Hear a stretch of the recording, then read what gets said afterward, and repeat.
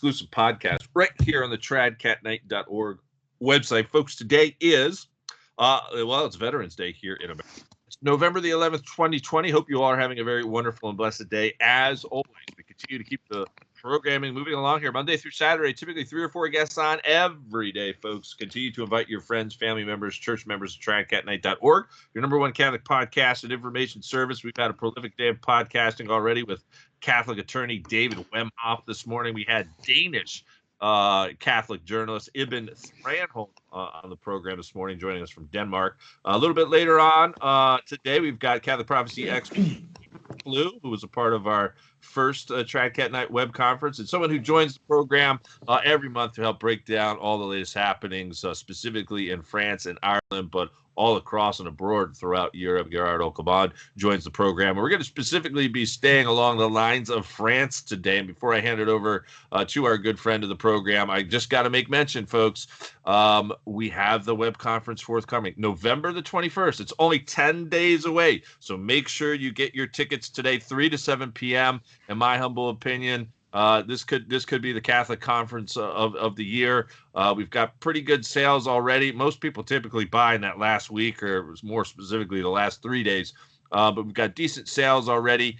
Please do come join us. It's going to be highly interactive. We have some of the top Catholic priests, journalists, writers, filmmakers. I'll be there covering Marie Julie Jeheni more and breaking down apostasy more.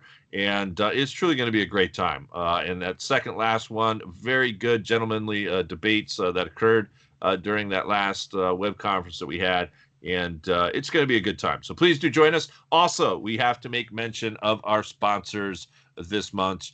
Get over to the socialreignofchristtheking.com. That is Mike Berry's website. Mike's doing a fantastic job of promoting Catholic teaching in this area. Shoot him a line, by the way. Get on over there, contact him, shoot a line, get to know Mike a little bit better. We also have the 3 Days of Darkness kits. You got to contact Kathleen Loney for that one. Prayers, sacramentals, and herbs based upon largely the prophecies of Marie Julie Jeheni, but there, of course, were other mystics. All sacramentals are traditionally blessed by Father Voigt up in the Minnesota area. Everything is distributed to at cost. I'm not profiting. She's not profiting. So please do contact Kathleen Loney. Her email is kathleenlloney@gmail.com, and you can get purple scapulars that are back in circulation. Also, the 100% beeswax candles, which we will need. She just purchased them. You can pre-order them now. They will be blessed before they even get to your door, and that'll be happening. Those will be distributed in early February because, as you know, per the prophecy, Marie Julie said you had to get it done on the Feast of Candlemas, which is February 2nd. So pre-order those today. You'll get it that first or second week probably in February. And given the way the world is going with COVID-19, I'm sure we'll be on full-scale lockdowns worldwide by then. So I would get that done soon. And just a last reminder from Chris Gagne, who reminds us all today to remember the dead, folks. November, of course, is that month where as Catholics we are supposed to be remembering and honoring the dead. But I'm going to argue we should be doing this on a daily basis. I highly encourage you to, if you don't have it in front of you, but to get out the litany to the Holy Souls in Purgatory. And just keep in mind, folks, the cycle of love here more than likely will be there. As you know, church teaching, or the common opinion of the church teaching, is the vast majority of people go to purgatory. No one, hardly anyone's going straight to heaven these days. Although in our times, who knows what all the crosses and tribulations we're going to have to go through. We might have more opportunities. So Chris Gagne's plea on behalf of Trad Cat Night is the goal of increasing a greater devotion to the Holy Souls in Purgatory. Thanks so much, Chris, for that reminder. And now we hand it over to our good buddy and friend of the program who's going to be with us November the 21st. Thank you so much for joining us, my good friend. And where do we begin today? And an awful lot is happening there in France. Maybe give us a bird's eye view of what's happening. Hi, Eric. Great to be back. Thank you. Well, we had a terrorist attack we've had a series of terrorist attacks in Europe and a couple in France recently. The most widely publicized attack was on the 16th of October in Conflans-Sainte-Honorine in France, where a school teacher called Samuel Paty was beheaded by a jihadist whose name was Abdullah Abuyayevich Adonarov. It's not exactly clear what happened, but because we have no proof, the only first indication of what happened came from a guy called Pierre Rehov, and Pierre Rehov is a filmmaker. He also worked for the Israeli Defense Forces, and he was one of the first reporters of the attack, and claimed to have seen a photo of the beheading itself. Then that tweet was deleted, so we haven't heard any more from him. But this was the big story of October, and this sort of became a similar type of story to Charlie Hebdo, the Charlie Hebdo massacre a few years ago, which caused a kind of a national hullabaloo for a long time, and a very big media and government-sponsored Islamophobic kind of campaign that went on. Here we have a different sort of a narrative developing, because this is a teacher, Samuel Paty, who was publishing photos of the Prophet Muhammad, which were pretty pornographic. I mean, these were practically pornographic photos, which apparently he was presenting to the class. Now, the theme here I want to sort of go into, because, like all of these terrorist attacks, I've been covering them for years. They're never investigated by the media. The hard questions are never answered. And you usually find very troubling links and connections that one is never allowed to talk about. So I want to go into some of those links and connections, and then sort of tease out the agenda that's going on here, because there is an agenda. Anything that the government supports is an agenda. And in this case, there's definitely a very nefarious agenda. Samuel Paty, we don't know much about him, but he was teaching, this is the kind of stuff he was showing pupils. Now, freedom of expression is the theme here. This was all being done under the pretext of promoting freedom of expression and teaching students how to think for themselves and so on. So this guy seemed to think that presenting a pornographic image of a figure who is important to another religion is part of freedom of expression. It's not what we Catholics would consider freedom of expression. I think our idea of freedom of expression would be something like the great debates of the European universities, at the time of St. Thomas Aquinas, and the kind of debates that you can tune into on your channel and so on, where we talk about a wide range of issues that concern people's lives. We are not interested in mocking or ridiculing other people's beliefs. But this is essentially what this is about. It's about the right to blaspheme. And this is kind of the government's take on this, right? That freedom of expression essentially means the right to blaspheme and to mock religion and to mock, the sacred. And this is sort of the moral of the story here, that's what freedom of expression means. Now, this is at a period when dissidents in France are in jail. Hervé Reyssen is a French writer. He's written about 10 books on the role of Jewish writers and thinkers in social engineering in France. And because those people that he's criticized in his books are the people in power, he's ended up in jail because they don't like his opinions. He hasn't committed any crime.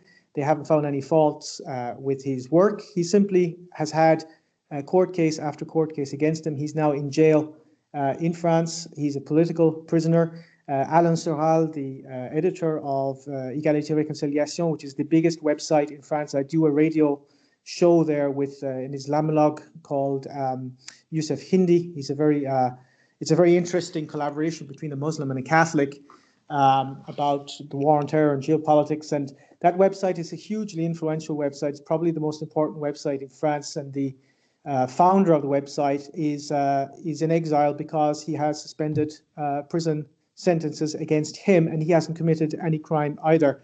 Dieudonné is a major comedian in this country, very influential. He's a half French, half I think his mother is Cameroonian. Very talented, one of the great geniuses of French comedy. He's not allowed to give concerts anymore, and there have been all kinds of court cases against him. I could go on and on and on. The editor of the major newspaper here, which is a Catholic newspaper, Rivarol, has several suspended jail sentences, and so he'll probably be going to jail soon. So this is the situation with freedom of speech in France. There is no freedom of speech. It's extremely draconian right now, and so anybody who opens his mouth and criticizes the oligarchy risks being persecuted or even going to prison. So what this is about, really, in terms of the way in which the oligarchy are spinning it, is about the right to blaspheme. Now, this is in a period, of course, when the school system is becoming particularly into focus, given the fact that now they're forcing 6-year-old kids to wear masks in school, and they're bringing in increasingly draconian measures. In fact, they've managed to get some idiot teachers to protest that the measures are not strict enough, and so they'll now want to probably even enforce more measures against the children. And so there's a major brainwashing campaign taking place. And what they've done is they've now decided they're going to read the classic texts of the French Revolution in every class to the masked children in the school. Now, so this is all part of, you're free to basically do whatever you're told, and you're free to especially mock religion. And this, of course, is happening in a period when French churches are closed. There's been some major demonstrations here, particularly Versailles, just this week, major demonstrations against the closing of the churches here. The association called Civitas lost its appeal to the High Court to have the churches reopened. Of course, the Society of St. Pius X, the traditionalists, are still resisting this. But that is the underground church, which we've spoken about. Right. The church is now underground. And so this very sinister story of Samuel Paty, this beheading, just a few things about that. I mentioned, an Israeli filmmaker linked to the IDF who seems to have had information about this. Also, the Islamists here are worth mentioning. You've got this guy called Mohammed Hanish. He's sort of linked to the campaign, the conspiracy against Paty. He was invited to Israel in 2012. And this other Islamist who's implicated in this, Abdel Hakim Sefraoui, his lawyer was the former lawyer of Nicolas Sarkozy, the former French president. Ah. Now, that was revealed by a source here in France called Panamza Info. And it turns out that not many people know that, because the lawyer didn't want to be mentioned. Obviously, he didn't want to be mentioned because if he was the former French president's lawyer representing an Islamist, it's not really obviously going to look very good. Now, he apparently is a former French-Bulgarian lawyer who was linked to Sarkozy in the affair of the Bulgarian nurses in Libya, which was a long story going back years. But there's some interesting links here that are sort of coming out. Another thing I just want to mention: we mentioned Charlie Hebdo, the Charlie Hebdo attacks, and so on. One of the terrorists in the Bataclan, implicated in the Bataclan attack, a guy called Epaminondas Tsatsis. But the Bataclan attack was 2016 in Paris, where they Islamists opened fire in a nightclub. It's actually come out in the French media that he is an agent of the Mossad, and it was also confirmed by the Belgian media that he has links to the Mossad. This came out in the court case into the inquiry into Charlie Hebdo, rather. So it's sort of interesting links here again that people don't talk about, because this is something you're not allowed to talk about. So the way in which this sort of is being steered is that we now have a situation where homeschooling is being is banned. Basically, the government have banned. They're trying to pass a law to ban homeschooling, and this is on the pretext of fighting against Islamism. So they're using the Muslims essentially to fight the Catholics. This is what this is about, essentially, using the Islamic threat to take away civil liberties, to take away religious freedom, and to take away the right of parents to educate their children.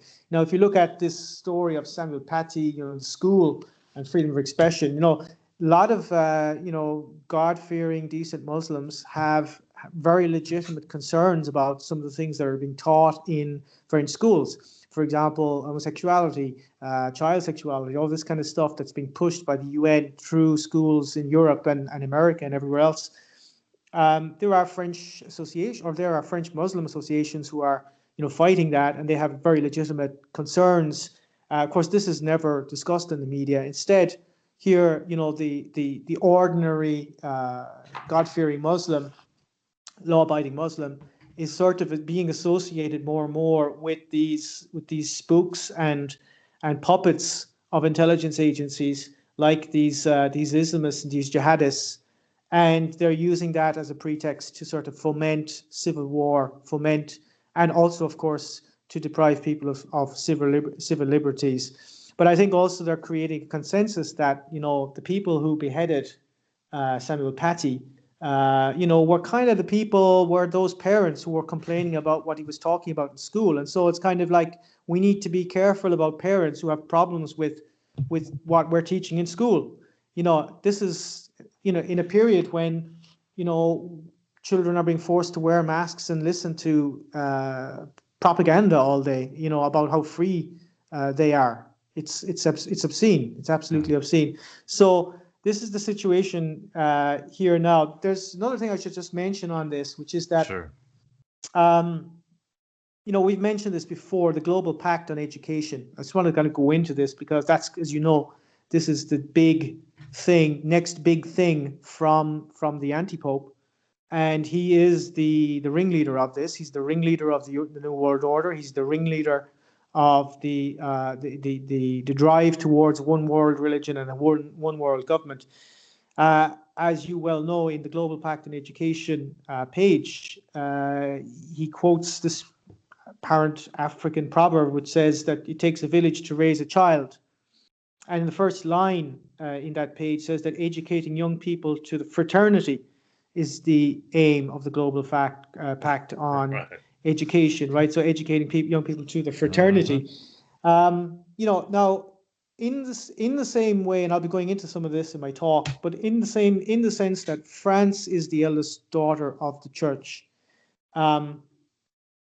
France of Emmanuel Macron is an anti-France. It's the you could say the counterfeit France. It's the counterfeit France, and it's the sort of the logical conclusion of the French Revolution, right? A society in complete collapse, in free fall, and which has descended into absolute tyranny. And so, France is the anti-France is the eldest daughter of the anti-church, and I think that as the latest encyclical from Francis shows, fraternity, liberté, égalité, fraternity. These are the values now of Pope Francis's new magisterium and of the new global, universal anti-church. And so I think in the same way that popes in the past relied on France as the eldest daughter of the church, as the protector of Rome, as the secular order of the church. Now the anti-church relies on Macron's counterfeit France as to fulfill the same role, essentially. And of course, France is, the leading power in the European Union, so the leading sort of ideological force behind the ideology of the European Union.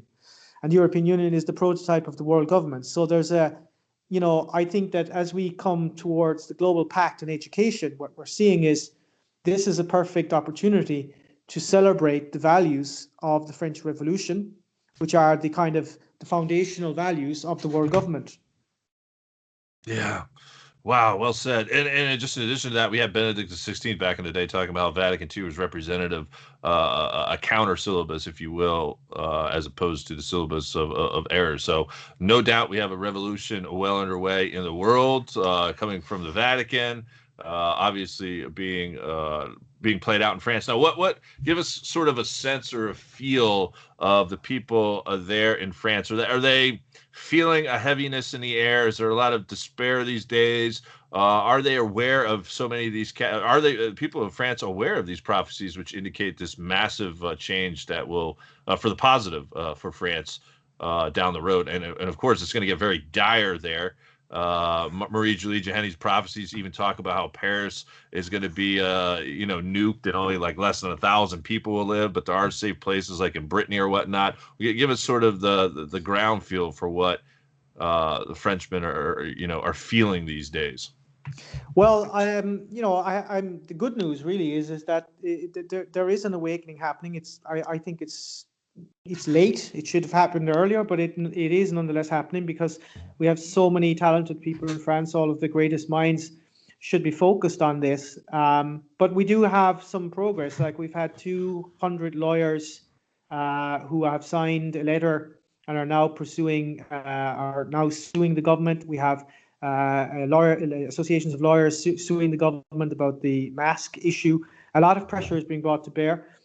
We have, of course, the Catholics are rising up, protesting the closure of the churches. Again, as you know, Catholicism in France is it's very, very strong. It's a tiny minority, but it's a strong minority. They tend to be very conscious of what's going on, and quite militant. So there is a rising up of the Catholics against these measures to close down, and against people are seeing more and more the sort of eschatological aspect of all this, the sheer diabolical aspect of it. Another positive development here is that just today a new documentary was released here called Hold Up. It's an English title, Hold Up, and very talented filmmakers have got together to make a very professional film, and they put that film on Vimeo, and it was just released today. So I went on the French press and just to see, and of course they had to attack it. Like the front page of Libération, which is the favored newspaper of the Macron regime, was attacking this documentary. Now, it's a very good thing that they were attacking it because it shows that they felt that they had no choice but to attack it. In other words, they knew that this documentary was going to be the talk of the country, and it was going to, no matter how much they censored it, they're going to have to talk about it. So they just tried a hit job, and I think anyone with half a brain will be interested in watching the documentary. So it's sometimes a good thing when the press is attacking you because it means that they kind of feel they have no choice. It's better for them to ignore you and sort of, but when you draw attention to them, people will be probably curious because at this stage, who is not curious? Who is not thinking there must be something very sinister going on here? I mean, you don't see it, obviously. You see a lot of people going around, everyone going around with masks, but we don't know what's going on, what people are thinking. But I do get a sense that more and more, I mean, these developments are very positive. The lawyers, this documentary, which I think will have a big impact, and it's becoming more and more difficult. Now, this is, of course, I just saw a poll there today in one of the big newspapers about the vaccine because now, as you know, in Europe they are bringing out mandatory vaccines. They just announced it in Spain. And they're practically, they haven't officially announced it here, but they're sort of sending out feelers saying, yes, we're probably going to make it mandatory. And they're trying to find out if they can get away with it. And there was a poll in one of the mainstream newspapers here. Last time I looked, it was about 65. I think it was more. It was 70 people. 70% said they were against it, and something like 30 something said they were. I think it was about 30 were for it and 70 were against it last time I looked. And I think that could end up, by the time the poll is finished, being something like 80-20. So against the mandatory vaccine. So, it's going to be hard to push a mandatory vaccine here.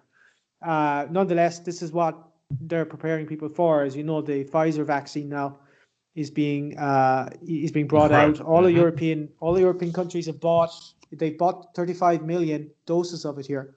Wow. So they're planning on they're planning on giving it to half the population. Jeez. Wow. Yeah, it's in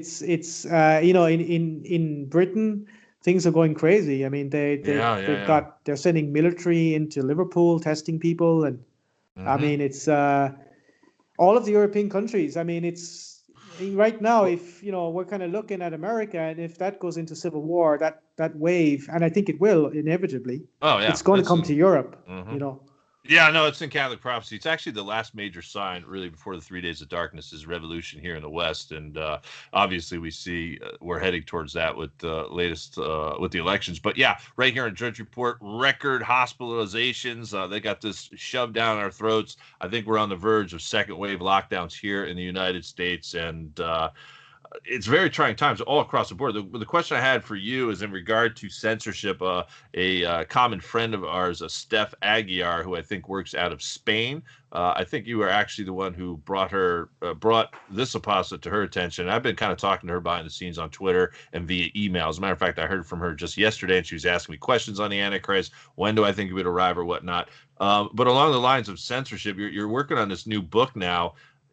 Being a journalist of truth, if you will, I mean, what are your concerns moving forward in regards to this book actually getting out there and staying out there? I've got someone, James Perloff. I'm not sure if you're familiar with James Perloff's work, but he did a book called Red Pill COVID-19, which was taken down off of Amazon. It was taken down virtually everywhere, and it made mainstream press zero hedge.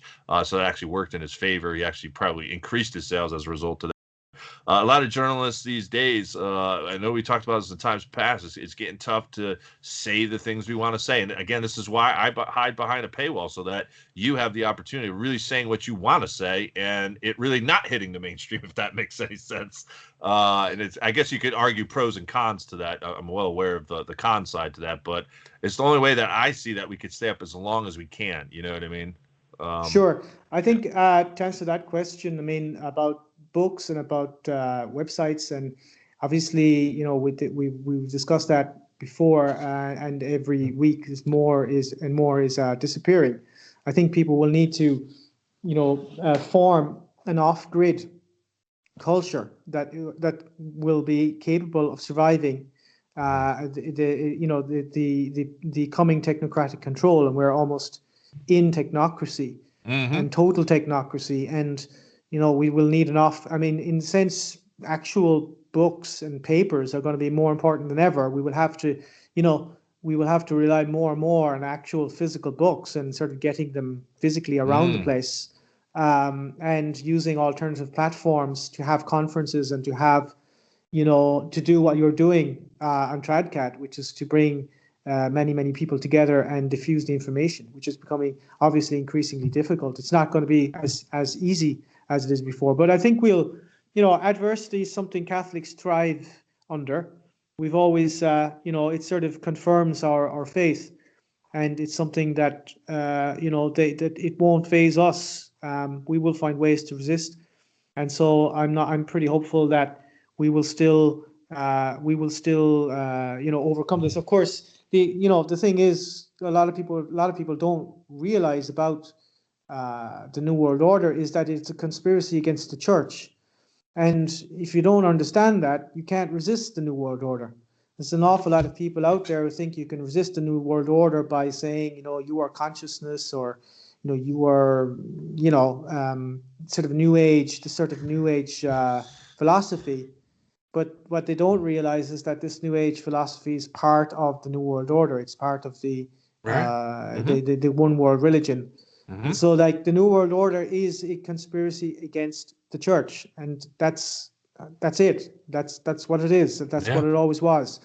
And people need to understand that the way to resist the New World Order is to be to be part of the mystical body of Christ, is to be incorporated into the church and to be under its protection. And a lot of people out there kind of, I think, have been led astray by a lot of the theories about the New World Order, because they look at the Vatican and you see obviously the evil, and then they think, oh, it's the Catholic Church, and it's the Catholic Church that has kind of kept man in enslavement for all these centuries, and that is a terrible trap.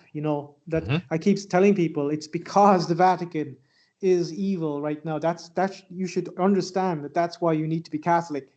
That kind of there's a paradox there, of course, but it's sort of like that's already foretold in Catholicism. Right. We've been forewarned. Yeah. We've been forewarned. Yeah. And it took me a while. I mean, as I only came back to the church a few years ago. It took me a long time to figure that to figure that out too. I went, left and right and all over the place looking for answers, and it took me a long time to figure out that, in fact, that it's against the church. And when you read the encyclicals of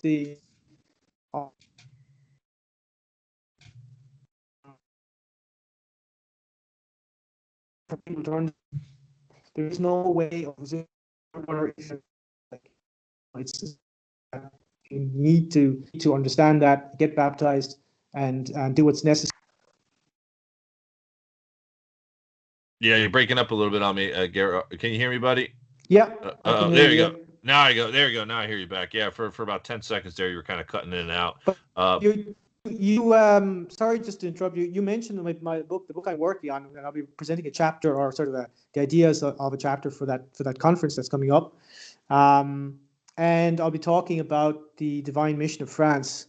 And, this is something that somebody living in France and spent many years living in France as an atheist, and sort of, seeing things around me, but not really seeing, things around me. Like, I live in Versailles, which happens to be one of the most Catholic parishes in the world. I would say probably the most Catholic parish in the world.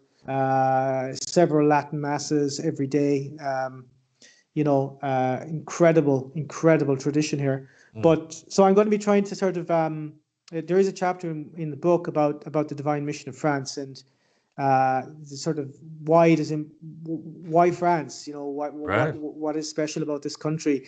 And you've gone into it in your excellent documentary on Marie-Julie Jahenny and the prophecies. And I think it's important. Very few people outside France and even in France, again, know about this. But what's very interesting about kind of what I would call the truth movement here is that a lot of the people, the website I mentioned that I work for here, most of them would have come from the left.